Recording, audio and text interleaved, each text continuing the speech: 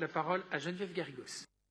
Merci, Monsieur le maire, mes chers collègues. Depuis la création du réseau ICOM, plus de 200 artistes, journalistes, poètes, écrivains ou défenseurs des droits menacés dans leur pays d'origine ont bénéficié d'un accueil dans l'une des 70 villes refuges membres du réseau international. Fidèle à son engagement pour les libertés fondamentales que sont la liberté d'expression et d'opinion, Paris fait partie de ce réseau depuis plus de 10 ans et accueille cette année sa 7e lauréate, Afaf Al-Haji, une journaliste syrienne militante pour les droits LGBTQIA+, âgée de 32 ans. Afaf Al-Haji est arrivée à Paris le 12 février dernier.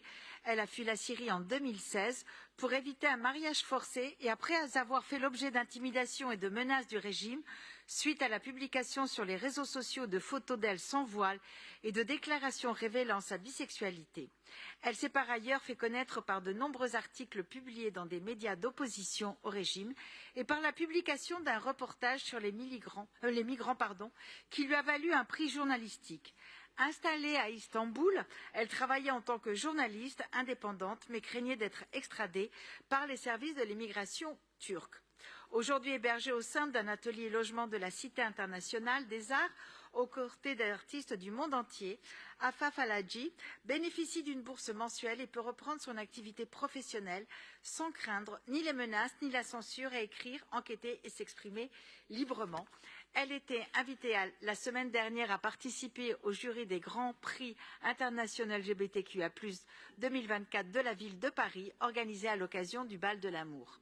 L'accueil de la journaliste syrienne en France intervient alors que s'ouvre en ce moment même, et je dirais même se tient en ce moment même à Paris, un procès historique pour la justice en Syrie.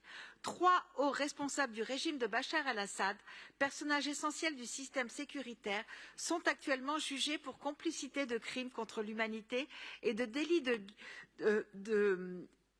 contre l'humanité et de crimes de guerre. Suite à la disparition de 2 franco-syriens à Damas en 2013, Mazen, le père, travaillait comme CPE au lycée français de Damas et son fils Patrick, 20 ans, étudiait la psychologie à l'université. Arrêtés, enfermés dans l'une des prisons les plus meurtrières de Bachar al-Assad, ils ont probablement été torturés à mort et n'ont plus jamais donné signe de vie. Le régime les a déclarés morts en 2018, soit 5 ans plus tard. En raison du veto systématique de la Russie à toute résolution du Conseil de sécurité demandant la saisie de la Cour pénale internationale, les victimes, leurs familles ont recours à des cours nationales. Après l'Allemagne et la Suède, pour la première fois, des exactions commises par le régime pendant la guerre en Syrie sont jugées en France. Cette procédure va permettre de documenter encore davantage le conflit syrien, alors que des dizaines de milliers de personnes ont été soumises à une disparition forcée, et si certaines sont toujours détenues secrètement, la plupart ont été torturées à mort par des agents des services de renseignement. Et même si ce procès est par contumace, pour toutes celles et ceux qui, depuis des années, n'ont pas ménagé leurs efforts, portés par la nécessité que vérité et justice soient rendues à Mazem et à Patrick, et à travers eux, aux centaines de milliers de victimes de Bachar al-Assad.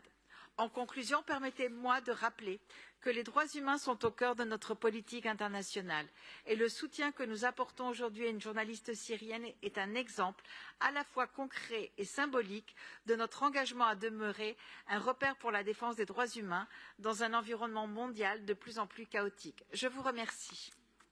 Merci.